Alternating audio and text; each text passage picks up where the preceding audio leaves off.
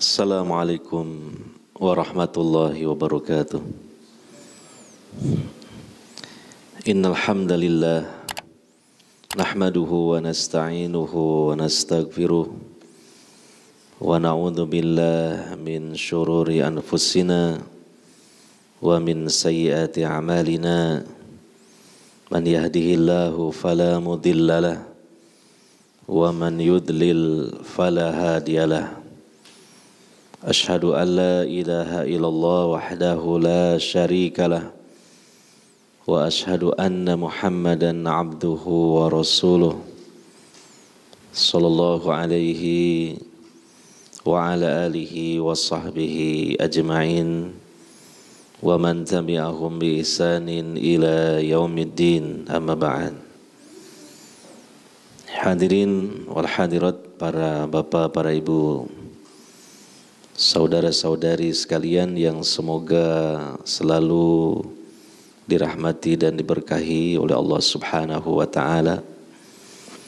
Alhamdulillah, pada kesempatan malam hari ini yang cuacanya cukup dingin karena habis diguyur hujan, kita diberi kemudahan oleh Allah Subhanahu wa taala untuk hadir di masjid dan sekaligus majelis ilmu ini.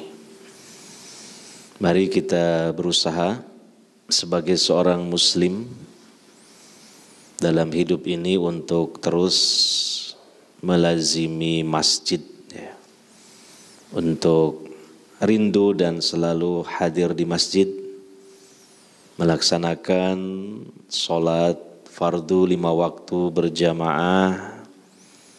Demikian juga ditambah dengan menghadiri majelis ilmu yang diadakan di masjid-masjid.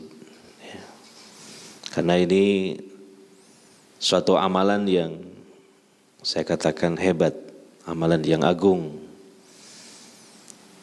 Pertama,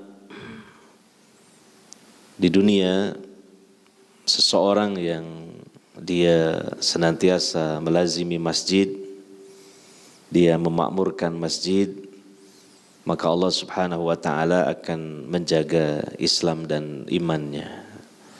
Allah Subhanahu wa taala akan senantiasa memberikan petunjuk kepadanya. Dan ini adalah hal yang terpenting dalam hidup di dunia ini, bahwa kita hidup di atas petunjuk Allah Subhanahu wa taala, di atas hidayah. Ya, apalagi juga di masjid itu kita sekaligus hadir di majelis ilmu yang memang di majelis ilmu dikaji hidayah, petunjuk Allah Subhanahu wa taala melalui firman-Nya Al-Qur'an dan juga sunnah-sunnah Rasulnya sallallahu alaihi wasallam. Allah menyatakan di surah At-Taubah ayat 18 keutamaan orang-orang yang memakmurkan masjid, yang mendirikan, memelihara dan meramaikan masjid dengan kegiatan-kegiatan ibadah di dalamnya. Innama ya'muru masajidallahi man amana billahi wal yaumil akhiri wa aqamas salata wa ataz zakata wa lam yakhsha illallah fa'asa ulaika ayyakunu minal muhtadin. Sesungguhnya hanyalah yang memakmurkan masjid-masjid Allah adalah orang yang beriman kepada Allah, beriman kepada akhirat, senantiasa menegakkan solat, menunaikan zakat, dan dia tidak takut kecuali kepada Allah. Maka semoga mereka termasuk ke dalam golongan orang-orang yang selalu mendapatkan petunjuk dari Allah Subhanahu wa taala. Maka di antara sebab yang sangat kuat sekali supaya kita istiqomah di atas petunjuk Allah, cintai masjid dan selalu hadir di dalamnya. Melaksanakan sholat fardu 5 waktu berjamaah, ditambah lagi dengan menghadiri kajian-kajian ilmiah, Islamiyah yang biasa diselenggarakan di dalamnya. Di antaranya yang memang ini adalah rezeki dari Allah Subhanahu wa taala untuk kita adalah Masjid Imam Asy-Syafi'i ini, ya, sebagaimana yang telah kita ketahui bersama. Dan yang kedua, di akhirat kita sudah faham bahwa ada 7 golongan yang mendapatkan naungan Allah di mahsyar, di hari yang penuh dengan kesulitan, huru-haranya dahsyat, ya, panas yang luar biasa, sampai banyak manusia yang mengeluarkan keringat mereka, sampai kepada keringatnya itu ada yang ke mulut mereka atau tenggelam dalam keringatnya sendiri. Ada 7 golongan yang mendapatkan naungan Allah. Tentunya tidak merasa kepanasan dari teriknya matahari ketika itu. Di antaranya dari 7 golongan itu adalah rajulun qalbuhu muta'alliqun bil masajid. Seseorang yang hatinya selalu terikat, ya, bergantung kepada masjid. Dia selalu rindu dengan masjid dan dia selalu menghadiri kegiatan-kegiatan ibadah yang ada di masjid. Nah, maka ini sekali lagi amalan yang hebat, amalan yang agung. Dari sekian amalan yang agung dalam Islam adalah memakmurkan masjid, melazimi masjid, dia mendapatkan kebaikan yang agung di dunia maupun juga kelak di akhirat. Semoga Allah Subhanahu wa taala menjadikan kita para pria muslim ini sebagai ahlul masajid. Baiklah, kita akan lanjutkan kajian kita tafsir Al-Quran. Masih membahas surah Ali Imran. Yang terakhir kali kita bahas tentang janji Allah Subhanahu wa taala akan menolong pada para mujahid fi sabilillah ketika mereka bertempur di medan perang melawan musuh-musuh Allah, musuh-musuh Islam dan kaum muslimin, bahwa Allah akan menurunkan malaikat dari langit sampai 5.000 malaikat. Tetapi ada syarat yang harus dipenuhi, yaitu apa? Ketika mereka sabar, mereka tetap dalam ketakwaan kepada Allah Subhanahu wa taala dan dalam kondisi yang terdesak di mana musuh menyerang dengan serempak, ya, dengan serangan yang mendadak dan serempak. Maka jika itu dipenuhi bagi kaum mukminin yang berjihad di jalan Allah, Allah akan mengirim pasukan langit yang tidak akan dikalahkan oleh pasukan manapun dari pasukan-pasukan bumi ini, yaitu 5.000 malaikat, ya, yang diberi tanda. Nah, itu pada ayat 125 surah Ali Imran. Selanjutnya ayat 126, wa ma ja'alahu Allahu illa busyra lakum wa litatma'inna qulubukum bih wa man nasru illa min indillahil azizil hakim. Ya. Dan Allah tidaklah menjadikan pemberian bantuan itu melainkan sebagai kabar gembira bagi kalian. Nah, dan agar hati kalian tenang karenanya. Kabar gembira, karena pasti kalau suatu pasukan itu dibantu oleh pasukan malaikat, tidak mungkin dikalahkan, pasti menang. Berarti ini berita gembira. Dan sekaligus menenangkan hati para mujahidin, para pejuang di jalan Allah. Nah, karena apa? Bukan hanya mendapatkan bantuan dari pasukan yang tidak dikalahkan, tetapi juga pasti pasukan ini mendapatkan ridho Allah. Pasukan ini di atas kebenaran. Mustahil Allah Subhanahu wa taala membantu pasukan yang dia tidak ridhoi. Mustahil Allah mengutus pasukan malaikat dari langit kepada pasukan bumi yang durhaka kepada Allah, yang tidak berada di atas kebenaran. Jadi ini sebuah ketenangan yang lengkap sekali, ya, ketenangan di hati, ya, ketenangan, keyakinan akan datangnya pertolongan dari Allah Subhanahu wa taala, sehingga sempurnalah nikmat yang Allah taala berikan kepada mereka itu. Dan kemudian di ujung ayat Allah menyatakan wa man nasru illa min indillahil azizil hakim. Ya, tidak ada pertolongan atau kemenangan itu selain dari Allah yang maha perkasa, lagi maha bijaksana. Nah, jadi ini mengingatkan kembali para mujahidin yang mereka mendapatkan kemenangan dalam melawan musuh-musuh mereka. Jangan kemudian membanggakan diri, jangan ujub kepada diri sendiri. Itu pertolongan dari Allah Subhanahu wa taala. Ya, terutama berkaitan ayat ini tentang apa? Perang Badar, ya. Itu kan bagaimana mungkin, ya, secara perhitungan perang kaum muslimin akan menang. Kalau dilihat dari perbandingan kekuatan yang jauh berbeda, lebih besar, lebih banyak musuh mereka. Ditambah lagi perlengkapan persenjataan yang jauh lebih lengkap yang ada pada musuh mereka. Nah, tapi kemudian apa yang terjadi? Secara menakjubkan kaum muslimin meraih kemenangan.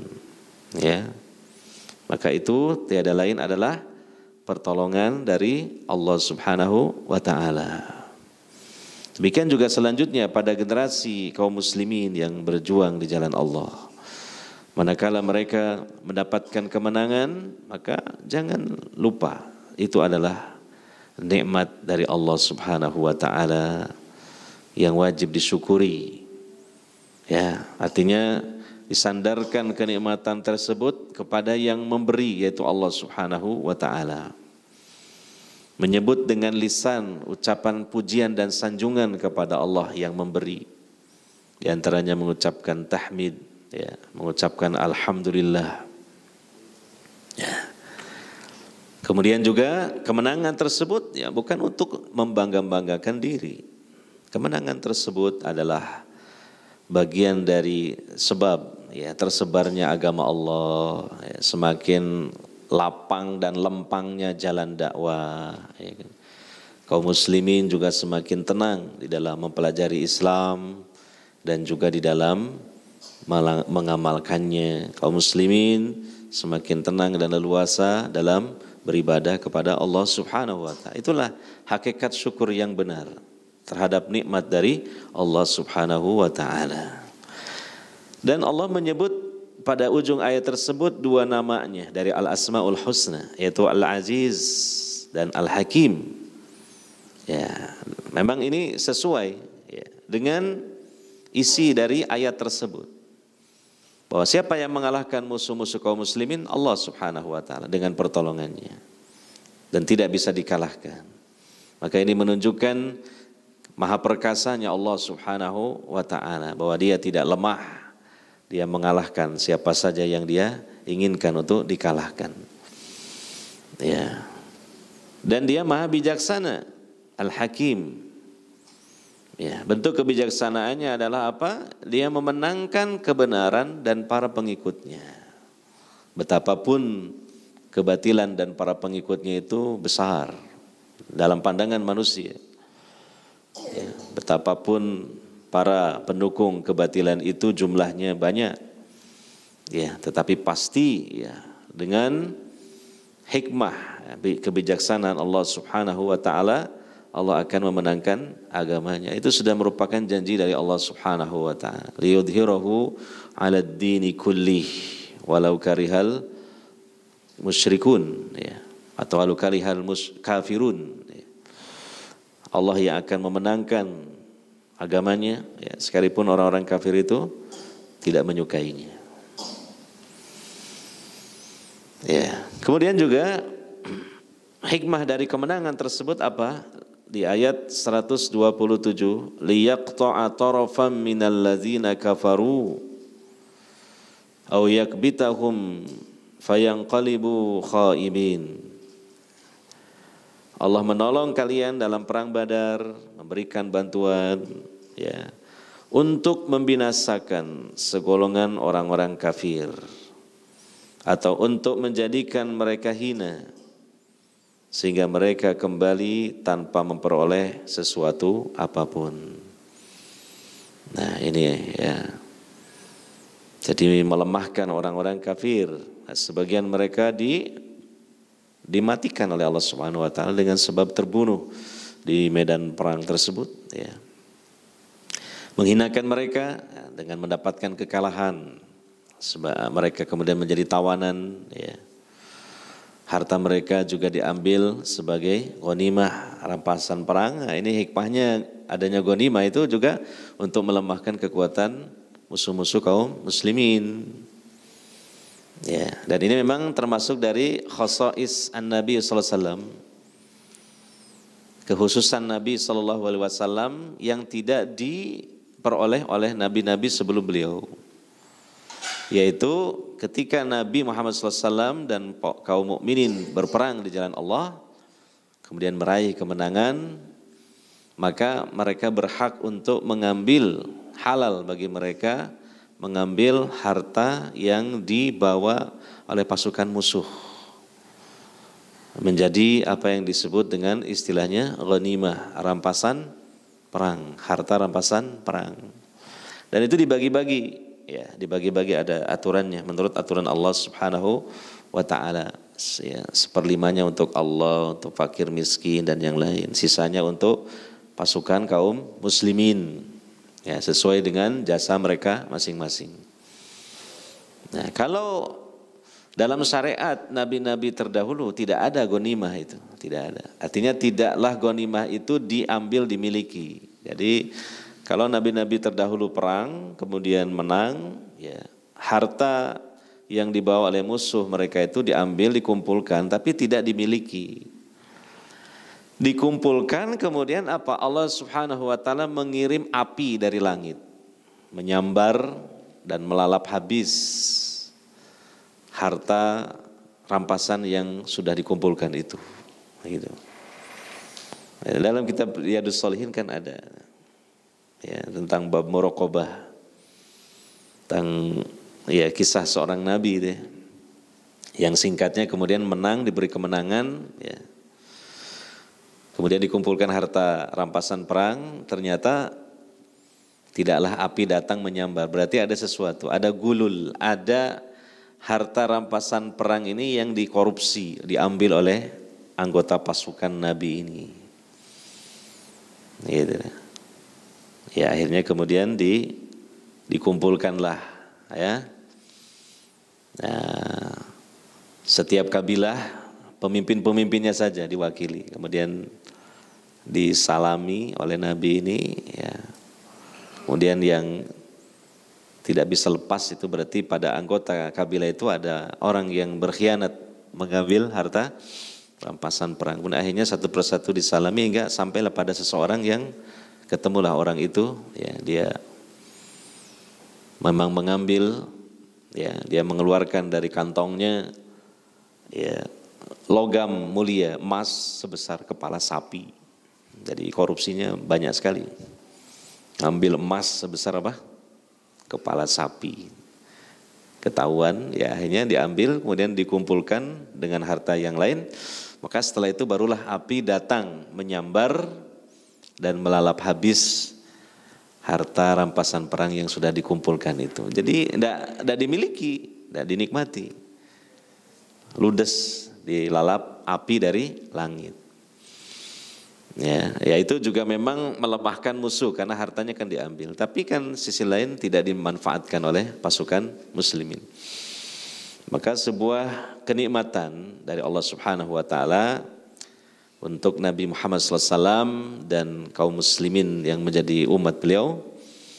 Dalam syariat peperangan itu dibolehkan mengambil harta musuh setelah mendapatkan kemenangan yang disebut dengan ghanimah dan bisa dimiliki, dinikmati, dipergunakan. Ya. Nah itu. Kemudian ayat 128. Laisa laka minal amri syai'. Itu bukan menjadi urusanmu Muhammad. Ya.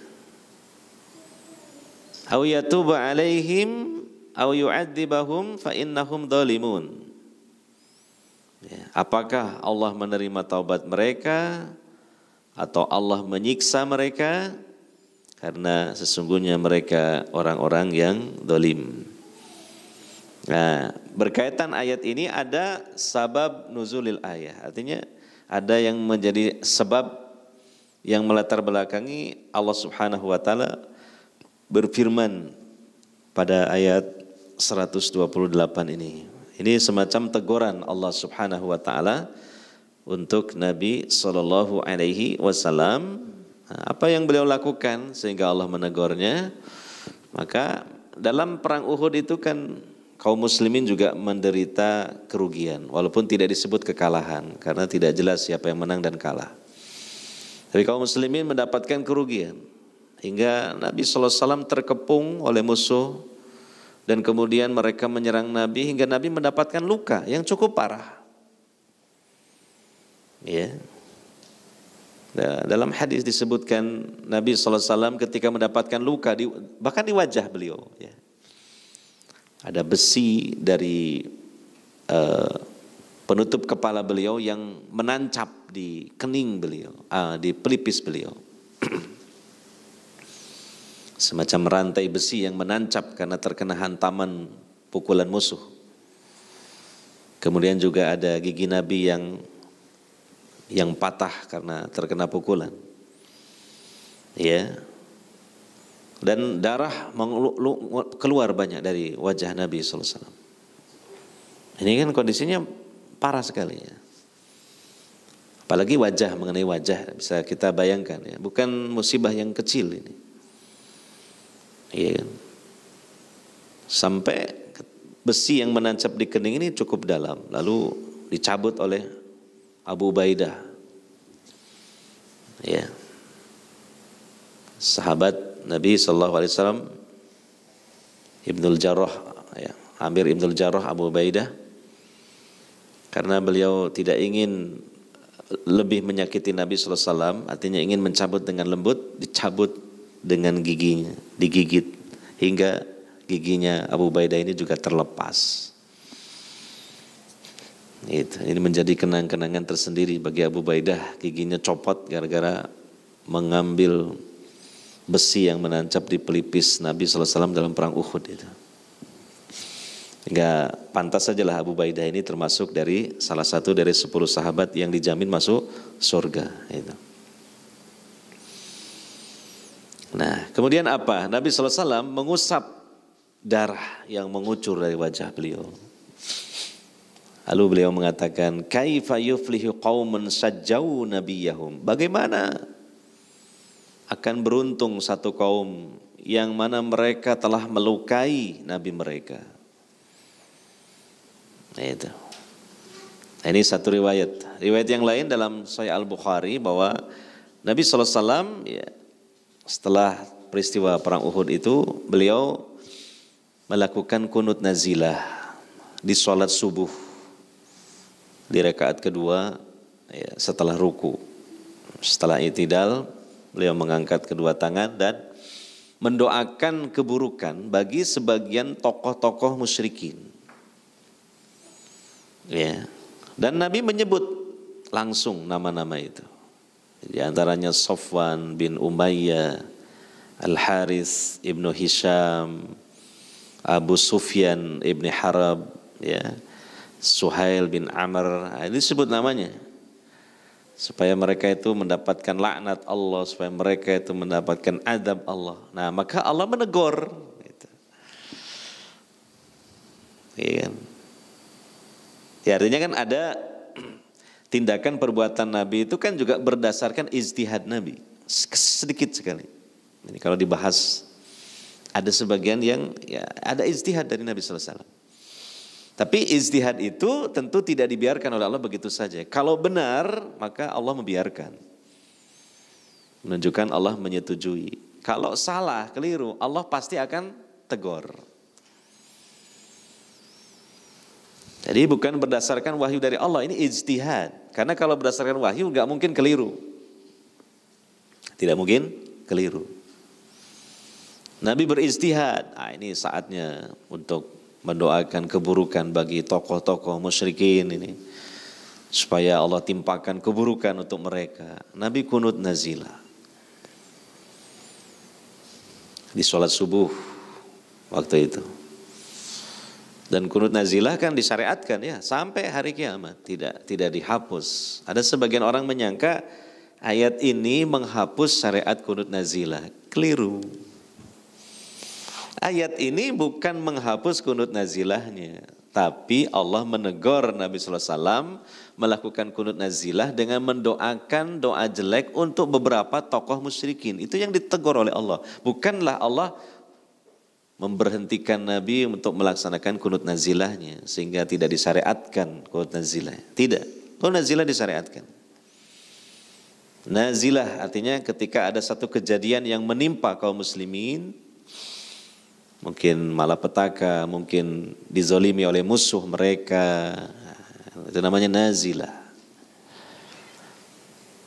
Terbukti setelah peristiwa Uhud kan ada tragedi Bi'r Ma'unah. Kalau antum belajari Sirah Nabawiyah, ya. Perang Uhud itu kan terjadi sekitar tahun 3 Hijriah. Nah, ada peristiwa setelahnya tahun ke-4 Hijriah, yaitu peristiwa Bi'r Ma'unah. Di mana kabilah Taqwan, Ri'al dan Usayyah minta Nabi sallallahu alaihi wasallam mengirim para sahabat yang mahir dalam Al-Qur'an, bahkan yang hafal Al-Qur'an untuk mengajari mereka Al-Quran. Nabi mengirim 70 hufad, para penghafal Al-Quran. Ternyata begitu belum sampai ke daerah mereka, ya, masih ada di perjalanan, yaitu di daerah Bi'r Ma'unah, sumur Ma'unah, dicegat oleh mereka kemudian dibantai. Ya, yang selamat hanya beberapa orang saja. Lalu melaporkan kepada Nabi sallallahu alaihi wasallam kejadian ini. Nabi betul-betul sedih dan terpukul hatinya. Sehingga Nabi selama sebulan melakukan kunut nazilah, mendoakan kejelekan buat kaum-kaum itu. Berarti kunut nazilah disyariatkan. Ya, kita kan ya mungkin semacam kemarin-kemarin sebagian kaum muslimin melakukan kunut nazilah, mendoakan saudara-saudaranya di Palestina yang dianiaya oleh Zionis Yahudi. Itu betul disyariatkan. Adapun ayat 128 bukanlah ayat yang menghapus syariat kunut nazilah. Hanyalah Allah menegur. Jangan engkau Muhammad melakukan kunut nazilah berupa mendoakan kejelekan untuk beberapa pemuka Quraisy musyrikin itu. Nah, Allah mengatakan laisa laka minal amri syai'. Itu bukan menjadi urusanmu Muhammad. Apakah Allah menerima taubat mereka atau mengazab mereka, karena sungguhnya mereka orang-orang zalim. Ini ilmunya ada di sisi Allah Subhanahu wa taala tentang beberapa tokoh itu. Ya. Ini menunjukkan Nabi sallallahu alaihi wasallam tidak mengetahui perkara-perkara yang akan terjadi di masa yang akan datang. Nabi sallallahu alaihi wasallam tidak mengerti apa yang akan terjadi pada beberapa tokoh musyrikin ini. Ternyata rahasia di balik Allah menegur, melarang Nabi sallallahu alaihi wasallam melakukan kunut nazilah, doa-doa jelek untuk beberapa tokoh itu. Ternyata kan beberapa tokoh itu akhirnya mendapatkan hidayah dari Allah, mereka masuk Islam. Seperti Safwan bin Umayyah, Abu Sufyan bin Harb, Abu Sufyan. Ya. Abu Sufyan ini kan mertuanya Nabi sallallahu alaihi wasallam. Betul enggak? Iya kan? Karena Nabi sallallahu alaihi wasallam menikahi putri Abu Sufyan, Romlah binti Abi Sufyan, saudaranya Muawiyah bin Abi Sufyan. Nah, jadi ini waktu itu ya berhadapan dengan mertua, ya, mertuanya musyrik, waktu itu jahat, ya. Dan sampai Nabi mendoakan jelek. Ya. Nah, ternyata apa yang terjadi setelah itu? Dalam peristiwa Fathu Makkah pada tahun ke-8 Hijriah, beberapa pemuka ini masuk Islam, di antaranya Abu Sufyan ini. Tuh, inilah baru Nabi SAW mengerti kenapa dulu itu Allah Subhanahu wa Ta'ala menegur beliau, jangan mendoakan jelek kepada tokoh-tokoh, untuk tokoh-tokoh itu. Karena Nabi tidak mengetahui apa yang akan terjadi di masa yang akan datang. Ya. Nah, mungkin ini juga pelajaran bagi kita, ya harus dipertimbangkan mendoakan jelek kepada beberapa orang, ya. Alangkah baiknya didoakan supaya mereka mendapatkan hidayah, petunjuk. Gitu. Dan ini sesuai dengan jiwa rahmat, jiwa belas kasih, ya. Ya, bahwa memintakan kepada Allah Subhanahu wa Ta'ala untuk musuh-musuh Islam kaum muslimin, ya kebaikan untuk musuh itu dan kebaikan bagi kaum muslimin. Memilih yang terbaik, gitu. Ya. Ya, kita tahulah sebagian dari sahabat-sahabat Nabi SAW itu kan dulunya orang-orang yang betul-betul ganas dalam memusuhi Islam, memusuhi kaum muslimin. Sebut saja Umar ibnul Khattab, sebut saja Amr ibnul As. Akhirnya mereka dapat hidayah, masuk Islam dan menjadi sahabat yang baik, yang mulia. Apalagi seperti Umar ibnul Khattab, sahabat terbaik setelah sahabat Abu Bakar As-Siddiq. Iya. Sebab kita tidak tahu apa yang terjadi di masa yang akan datang itu. Iya.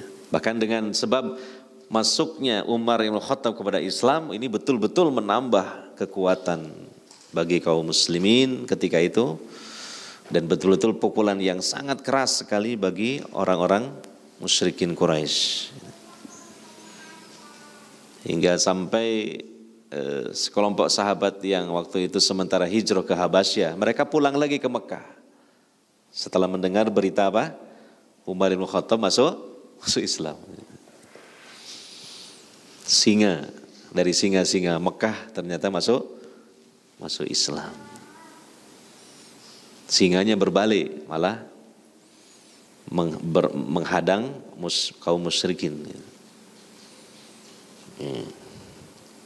Ini juga ya pelajaran juga. Terkadang kita ini juga ya jangankan sekelas kita, ya, sekelas Nabi SAW pun kan mungkin ada semacam dorongan-dorongan manusiawinya kan, hingga kemudian semangat mendoakan jelek karena merasa terpukul di perang Uhud, ya kan, banyak para sahabat yang gugur, ya.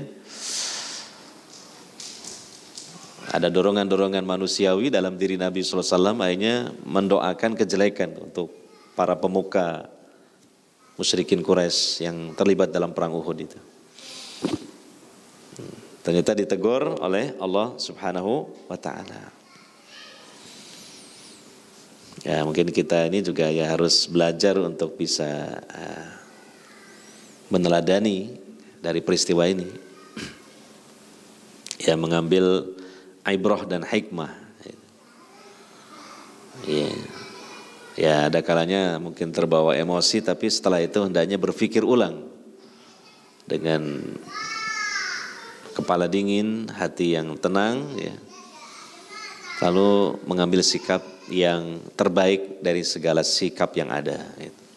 Sehingga lebih dekat kepada ridho dan rahmat Allah Subhanahu wa Ta'ala,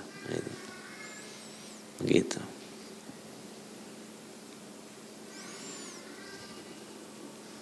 Nah, jadi sampai Allah menjelaskan demikian. Laisa laka minal amri syai' aw yatubu alaihim. Bisa saja Allah menerima taubat mereka. Oh yu'adzibahum, ya, atau mengadab mereka. Semua ini urusan Allah. Wewenang Allah Subhanahu wa taala.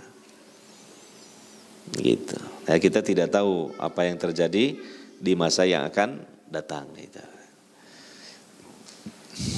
Gitu. Nah, ilmu seperti ini kan untuk diresapi apalagi diamalkan kan tidak mudah. Hal seperti ini. Sikap-sikap rahmat, kasih sayang, ya. Kadang-kala harus berbenturan dulu dengan kawan-kawan sendiri, harus berdebat dulu. Nah, itu biasa seperti itu. Ya. Nah, makanya juga baiknya seorang muslim itu memang harus dengan ilmu, ya, harus terus dia itu dekat dengan ilmu gitu. Ya. Karena ya perjalanan hidup kita ini sungguh kompleks. Dan juga kadangkala kita menghadapi kerumitan-kerumitan. Maka kita membutuhkan kepada pedoman, yaitu ilmu. Dan ilmu yang sudah kita gali ini kan baru sebagian kecil saja. Sebagian besarnya masih belum. Taib. Yang terakhir sementara dalam kajian kita kali ini ya, ayat 129. Walillahi ma fis samawati wa ma fil ardh. Yaghfiru liman yasha wa yu'adzibu man yasha wallahu ghafurur rahim. Ini saya cukup tercengang ya memikirkan ayat ini. Karena ini hakikat dari perjalanan hidup di alam semesta ini. Kelihatannya sih biasa saja, tapi ini luar biasa. Ada suatu ilmu yang sangat mendalam ya. Apalagi dalam konteks disebutkan ayat ini sebelumnya ayat-ayat tentang Allah memberikan pertolongan, Allah memenangkan kaum muslimin, ada kaum muslimin yang gugur sebagai syuhada, ada orang-orang kafir matinya di atas kekufuran. Berarti mereka nanti meluncur ya di akhirat itu masuk neraka jahanam selamanya. Ya, mungkin semacam kita renungkan di Palestina ya. Ini kan secara hakikat ya. Ada manusia yang Allah pilih jadi muslim. Mereka berjuang di jalan Allah. Ada sebagian yang mati syahid, insya Allah dijamin surga. Ada yang Allah pilih kafir, jadi Zionis Yahudi gitu. Iya kan? Kan sama-sama Bani Adam juga, sama-sama manusia juga. Secara fisik ya mirip-mirip juga. Ya. Tapi ada dua golongan ini. Ada mereka tetap kafir, memusuhi Allah, Rasulnya kaum muslimin ya. Lalu mereka sampai mati dalam peperangan itu. Sehingga secara zahirnya kan mati di atas kekufuran kan gitu. Tempatnya di mana orang yang kafir di akhirat? Ya, di dalam jahanam selamanya. Ya. Nah ini kan hakikatnya ya atas kehendak Allah. Man yahdihillahu fala mudhillalah wa man yudhlil fala hadiyalah. Itu Allah memberikan petunjuk kepada siapa saja yang Dia kehendaki. Dan Allah menyesatkan, artinya menjadikan seseorang itu sesat kepada siapa saja yang Dia kehendaki. Dan merenungkan kehendak Allah ini ya di luar dari akal kita, nggak nutut akal kita memikirkannya. Makanya ini kan haknya Allah, wewenang Allah. Kenapa? Karena semuanya ini milik Allah. Terserah Allah mau diapa-apain juga. Walillahi ma fis samawati wa ma fil ardh. Milik Allah lah. Apa yang ada di langit dan apa yang ada di bumi dan apa yang di mana saja di alam semesta ini. Dia mengampuni siapa saja yang Dia kehendaki, menyiksa siapa yang Dia kehendaki. Gitu. Ini sudah menjelaskan tentang hakikat ya. Gitu. Allah menyiksa ya, bukan semata-mata karena dosanya. Ya memang itu Allah berkehendak demikian. Jadi seorang hamba itu kan disiksa pasti karena dosa. Tapi kan orang berbuat dosa juga atas kehendak Allah. Bahwa Allah tidak memberikan hidayah kepada dia. Hakikatnya demikian. Coba antum saya kasih sedikit terakhir mungkin renungan. Masalah hidayah itu memang di luar akal kita lah. Tidak semuanya dapat kita pahami dengan akal kita. Itu betul-betul kehendak Allah. Yang namanya Amr ibn As itu kan Dulunya kan orang musyrik yang jahat ya. Dan hubungannya juga jauh lah dengan Nabi SAW. Tapi ujung-ujungnya kan dapat hidayah masuk Islam. Yang kedua, yang namanya Abu Thalib itu kan paman Nabi. Baiknya itu luar biasa. Ya dah. Kita semua tahu bagaimana jasa kebaikan Abu Thalib terhadap Nabi sallallahu alaihi wasallam. Dekatnya dengan Nabi luar biasa. Kedekatan fisik, ya iya karena satu rumah. Nabi dirawat oleh Abu Thalib. Kedekatan nasab, oh jelas sekali. Karena Abu Thalib adalah paman, bahkan paman dari pihak ayah Nabi. Tapi kan di ujung hidupnya tetap di atas kemusyrikan. Allah tempatkan di neraka, hanya saja mendapatkan keringanan, diangkat dari dasar neraka ke bagian permukaannya melalui syafaat Nabi sallallahu alaihi wasallam. Tapi tidaklah dikeluarkan dari neraka. Coba apa yang dapat kita simpulkan? Itulah Allah memberikan petunjuk kepada siapa yang Dia kehendaki. Allah tidak memberi petunjuk, menyesatkan kepada siapa yang Dia kehendaki. Ini akal kita tidak nyampe untuk memikirkan hal itu. Kalau secara akal harusnya kan Abu Thalib tuh. Jadi wah sahabat Nabi terbaik lah. Mungkin ngalah-ngalahkan Abu Bakar bisa jadi gitu kan. Akal kita. Lalu Amr ibn As ya cocoknya ya orang jahat kayak gitu. Sampai Amr bin As tuh dia terus terang mengatakan, dulu waktu saya musyrik, cita-cita saya itu cuma satu, apa? Ketemu Nabi terus saya membunuhnya. Itu orang saking jahatnya tuh. Gak ada cita-cita yang lain kecuali pengen ketemu Muhammad katanya. Lalu kalau sudah ketemu akan membunuhnya, menghabisinya. Bayangkan dengan kebaikan Abu Thalib. Tapi apa yang terjadi? Ini sejarah, ini fakta. Tidak bisa kita ingkar. Itu betul-betul kembali kepada kehendak Allah. Haknya Allah. Karena apa? Semua itu milik Allah. Lillahi ma fis samawati wa ma fil ardh. Yaghfiru liman yasha wa yu'adzibu man yasha. Allahu Ghafurur Rahim, dan Allah Maha Pengampun lagi Maha Penyayang. Oleh karenanya, kalau sekarang ini kita dijadikan seorang muslim bahkan mukmin, ya luar biasa, itu rizki dari Allah. Karena itu betul-betul Allah berkehendak bagi kita itu baik banget gitu loh. Iya kan? Ya Allah punya cara menggiring kita, pokoknya intinya kita tuh muslim, mukmin, bahkan mungkin ya belajarlah tuntunan Nabi SAW dan mengamalkannya, mengikuti sunnah Nabi SAW. Itu kehendak Allah. Makanya kembalikan kepada Allah yang berkehendak baik kepada kita. Kita bersyukur kepada Allah Subhanahu wa Ta'ala. Sisi yang lain, yang kedua, karena memberi hidayah dan menyesatkan itu kehendak Allah. Takut loh, kalau Allah berkehendak lain lagi. Setelah Allah berkehendak kita itu di atas hidayah, takut kalau Allah berkehendak secara berkebalikan 180 derajat. Yaitu apa? Berkehendak kita jadi tersesat. Hidayah dicabut oleh Allah Subhanahu wa Ta'ala. Itu. Jadi dalam hati kita berkumpul dua perasaan. Pertama syukur. Yang kedua juga ada khauf, ada ketakutan juga.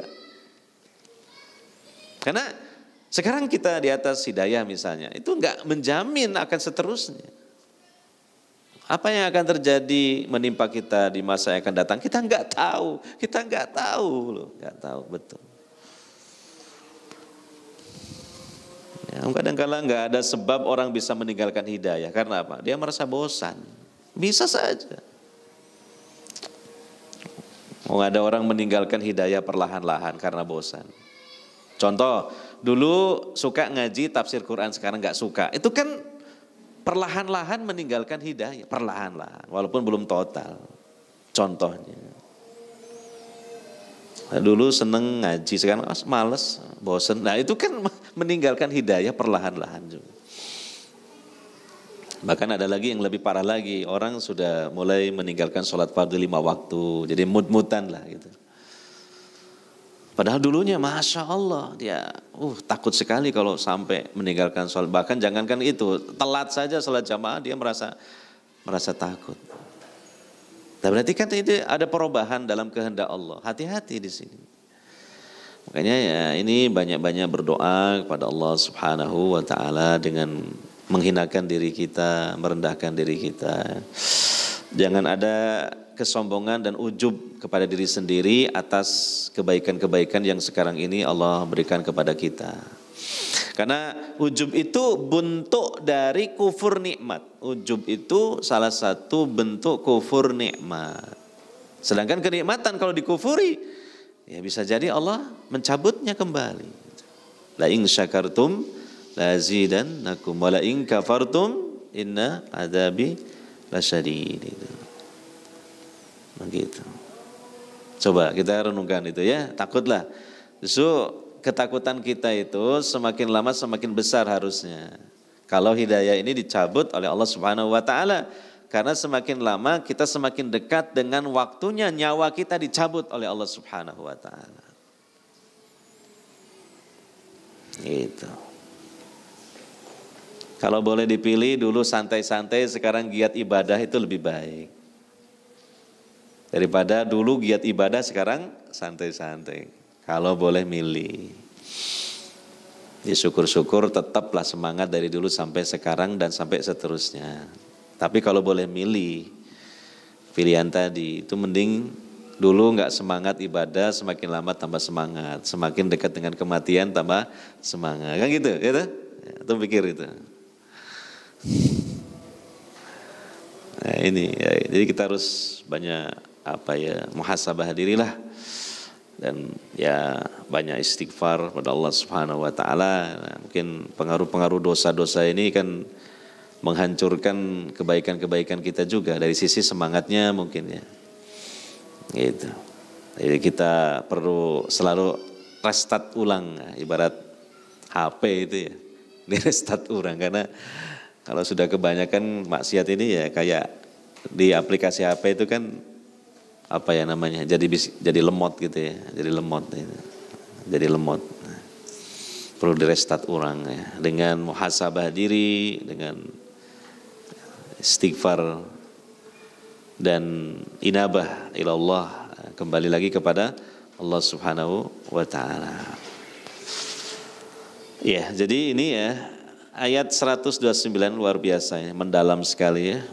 Kalau kita renungkan ya. Memang semuanya itu milik Allah, objeknya Allah, mau diapa-apain juga terserah kehendak Allah Subhanahu wa ta'ala. Itu bicara hakikatnya, bicara hakikat itu secara dohirnya ya tentu kita berusaha untuk mendekat kepada hidayah Allah, mempelajarinya, mengamalkannya, berdoa, itu secara dohirnya demikian. Ya, mungkin ini saja yang dapat kita bahas pada kajian kita pada kesempatan kali ini. Semoga dengan sebab kita selalu mencintai Al-Quran dan mempelajari kandungannya, ini Allah Subhanahu wa ta'ala merahmati kita dan menjaga hidayah yang ada dalam hati kita.